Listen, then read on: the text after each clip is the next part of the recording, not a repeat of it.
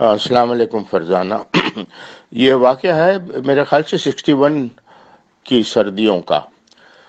University میں چھٹیاں تھیں، وحید نے پروڈکشن شروع کر دیا تھا۔ ایک فلم پروڈیوس کی ہوئی تھی یا کر رہے تھے، انسان بدلتا ہے، اور آگے انہوں نے کوئی وہ دوسری فلم بنانا چاہتے تھے، تو ان کو کسی نے بتایا تھا کہ منچھر جھیل ایک ہوتی ہے انٹیریئر سندھ میں، وہ بہت ہی سینک ہے، اور وہ آؤٹ ڈور کوئی فلم بنانا چاہ رہے تھے، سمندر جیسی یا ہیرا پتھر جیسی، جو انہوں نے بعد میں بنائی۔ اس وقت ان کا ایکٹنگ کا ارادہ میرے خیال سے تو نہیں تھا، یا تھا تو انہوں نے اپنے دل میں چھپا رکھا تھا۔ تو انہوں نے کہا کہ چلو چلتے ہیں منچھر جھیل ڈھونڈتے ہیں۔ میں نے کہا چلیے۔ تو ہم لوگ حیدرآباد آئے، رات حیدرآباد میں گزاری۔ صبح ان کے والد کے کسی دوست نے، جس کا سنیما تھا، ہمیں ایک جیپ دی اور ہمیں بتایا کہ وہ تم جاؤ، وہ دادو کی طرف جاؤ، وہاں سے وہ سڑک نکلے گی کچی، وہ جائے گی جھیل تک۔ اور ہم نکل گئے، ان سے کہا کہ ٹھیک ہے، ہم شام تک واپس آ جائیں گے۔ جو انہوں نے بتایا تھا کہ کوئی 3 گھنٹے 4 گھنٹے کا وہ راستہ ہے، صبح ہی صبح ہم نکلے تھے۔ ہم نے کہا کہ 4 گھنٹے جائیں گے، آدھا 1 گھنٹہ وہاں بیٹھیں گے، 4 گھنٹے بعد رات تک واپس آ جائیں گے۔ ہم نکل گئے، اور بے وقوفوں کی طرح کچھ پتہ نہیں کہاں ہے، کس طرف جانا ہے، اور لوگوں سے پوچھتے ہوئے، راستے میں پوچھتے ہوئے، منچھر جھیل منچھر جھیل چلتے چلے گئے۔ بہت دیر بعد جا کے ایک سندھی ملا، بہت اچھا، اس نے کہا چلیے میں آپ کو لے کے چلتا ہوں، اور اس نے لے جا کے وہ ہمیں منچھر جھیل دکھائی۔ وہ سردیوں کا دن تھا، بارشیں ہوئی نہیں تھیں، تو وہ بہت ہی کم پانی تھا، اور ہمیں تو اتنی خوبصورت نہیں لگی۔ تو وحید نے کہا چلو دیکھ تو لی، اب واپس چلیں۔ تو وہ سندھی اتر گیا، اس نے ہمیں راستہ بتا دیا۔ لیکن جب ہم منچر جھیل جا رہے تھے تو وہ سڑک بہت خراب تھی، اور جیپ بہت اچھل رہی تھی۔ تو میرے خیال سے اس اچھلنے میں کوئی چوٹ اس کے ریڈیٹر پہ لگی، کوئی پتھر سڑک سے اچھلا ہوگا اور ریڈیٹر پہ لگا، اور وہ پانی اس کا لیک ہونا شروع ہو گیا۔ بہرحال ہم چلتے چلے گئے۔ جب وہ گاڑی زیادہ وہ گرم ہو جاتی تھی، تھوڑا ٹھہر جاتے تھے، اس کی وجہ سے دیر بہت ہونے لگی، شام آ گئی۔ تو راستے میں کچھ لوگ ملے، ہم نے ان سے کہا کہ بھئی ہمارا یہ جیپ کا مسئلہ ہو گیا ہے، پیٹرول بھی ختم ہونے کو آ گیا ہے، کیا کریں؟ کہیں گے سر یہاں تو کوئی گیراج نہیں ہے، میکینک نہیں ہے، آپ بہت غلط جگہ پھنس گئے ہیں۔ انہوں نے کہا کہ آپ اس طرف چلے جائیں تو آگے جا کے ایک چھوٹا سا شہر آتا ہے، سہمن، وہاں ایک مزار بھی ہے۔ تو وہ مزار کے جو وہ ہیں رکھوالے، وہاں کے پیر زادہ،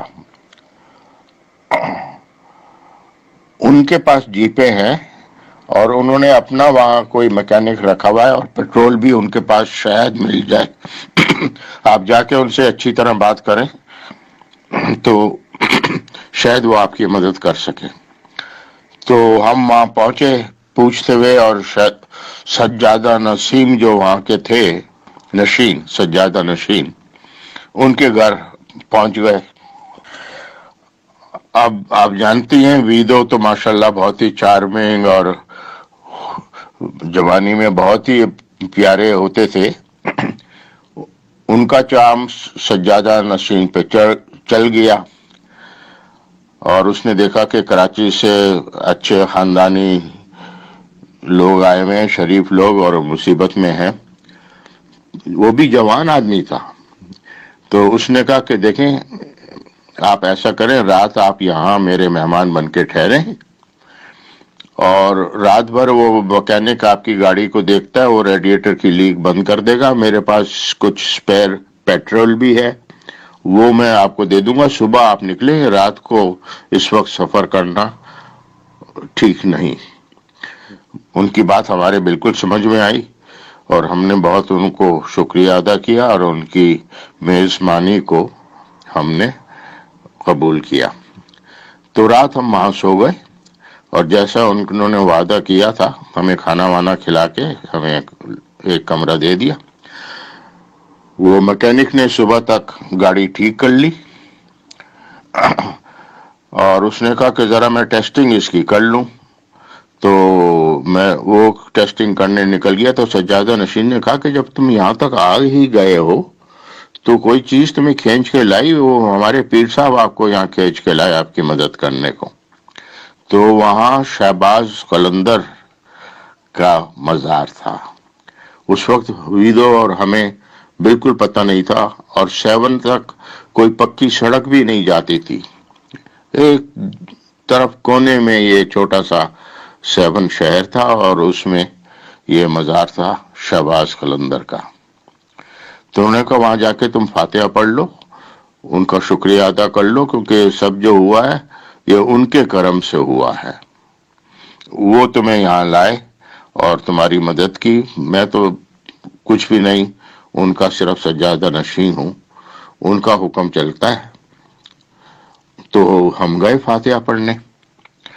سجادہ نشین نے ایک بات اور بھی کہی کہ لگتا ہے کہ انہوں نے تمہیں پسند کیا، اس واسطے تمہیں وہ کسی طرح یہاں لے آئے، تو میرے خیال سے جو بھی تم دعا کرو گے وہ قبول ہوگی۔ ہم گئے اور مزار پہ ان کے وسیلے سے اللہ میاں سے دعا کی کہ آپ کے نیک بندے کے مزار پہ ہم ہیں، وہ آپ کے نیک بندے ہیں، ان کے وسیلے سے آپ ہماری دعا قبول کریں۔ اور ہم نے دونوں نے دعا کی اور آ گئے واپس۔ جاوید علی خان صاحب ہمارے پیارے ویدو بھیا کے جوڑی دار، بچپن کے ساتھی، ان کا یہ خوبصورت پیغام یہاں ختم نہیں ہوتا۔ اینڈ میں جو ان کی آڈیو تھی اس میں تھوڑا سا کلیئر نہیں تھا، اس لیے وہ میں آپ کو ان کا جو تحریر ہے وہ بھی آپ کے سامنے رکھتی ہوں اور باقی بات بھی ان کی بتاتی چلتی ہوں کہ جب یہ لوگ واپس جا رہے تھے تو جاوید بھائی نے ویدو بھیا سے سوال کیا کہ تم نے درگاہ شریف پر کیا دعا مانگی؟ تو ویدو بھیا نے کہا آپ بتائیے آپ نے کیا دعا مانگی؟ تو جاوید بھائی نے کہا میرا اس وقت ویژن، کیونکہ میں یونیورسٹی میں پڑھ رہا تھا تو صرف ٹاپ کلاس ٹاپ پوزیشن لینے کا تھا، میں نے کہا میں نے تو وہی دعا مانگی۔ ویدو نے کہا اور میں نے دعا مانگی کہ مجھے فلم انڈسٹری کا ایک نامور ہیرو بنا دے۔ اور آپ دیکھیے یہ اللہ پاک نے دونوں جوڑی دار دوستوں کی دعا کو کیسے مقبول کیا، یہ تو آپ کے سامنے ہی ہے۔ آج 38 برس بعد کیا یہ اس کو واضح نہیں کرتا کہ یہ دعا کی مقبولیت ابھی تو اور کہاں سے کہاں جانی ہے۔ اللہ پاک یہ ہمارے جاوید علی خان صاحب کو بڑی عمر دے، صحت و تندرستی کے ساتھ، کیونکہ وہ ہمارے پیارے ویدو بھیا کے جگر کے قریب، دل کے قریب بچپن کے ساتھی رہے ہیں، اور ویدو بھیا ہم سب کی دلوں کی دھڑکنیں ہیں۔ اللہ پاک ان کو جنت الفردوس میں بہت بلند مقام دے۔ محبوب ہستی وحید مراد صاحب کے لیے آپ کے دلوں میں جو جذبات ہیں ان کے لیے بھرپور دعا خالق حقیقی سے کریں گے، اور یہی ہمارا نذرانہ अकीदत होगा, यही हमारा उनको खराज तहसीन होगा, यही हमारी मोहब्बतों का तोहफा होगा। आज हम वहीद मुराद साहब की का जो एक इंटरव्यू, आखिरी इंटरव्यू था सिल्वर जुबली पे अनवर मकसूद साहब के साथ, कुछ इस तरह से उन्होंने कहा था कि अगर मैं ना रहूं, कहीं चला जाऊं, तो ये गाना ज़रूर लगाइएगा, भूली हुई हूँ। इसके लिरिक्स में लेजेंड वहीद मुराद साहब की नज़र करती हूँ। भूली हुई हूँ दास्तां, गुज़रा हुआ ख्याल हूँ, जिसको न तुम समझ सके, मैं ऐसा ही सवाल हूँ। तुमने मुझे भुला दिया, नज़रों से यूं गिरा दिया, जैसे कभी मिले न थे, एक राह पर चले न थे। थम जाओ मेरे आंसुओं, उनसे न कुछ गिला करो, वो हुस्न की मिसाल हूँ, मैं इश्क का ज़वाल हूँ, जिसको न वो समझ सकी, मैं ऐसा ही सवाल हूँ। ना ही था अगर सितम, देना था उम्र भर का गम, ऐदे वफा किया था क्यों, चाहत से दिल दिया था क्यों। तुमने निगाह फेर ली, अब मैं हूँ मेरी बेबसी, वीरा शब की चांद का खोया हुआ जमाल हूँ, जिसको न तुम समझ सके, मैं ऐसा एक सवाल हूँ। भूली हुई हूँ दास्तां, गुज़रा हुआ ख्याल हूँ, जिसको न तुम समझ सके, मैं ऐसा एक सवाल हूँ।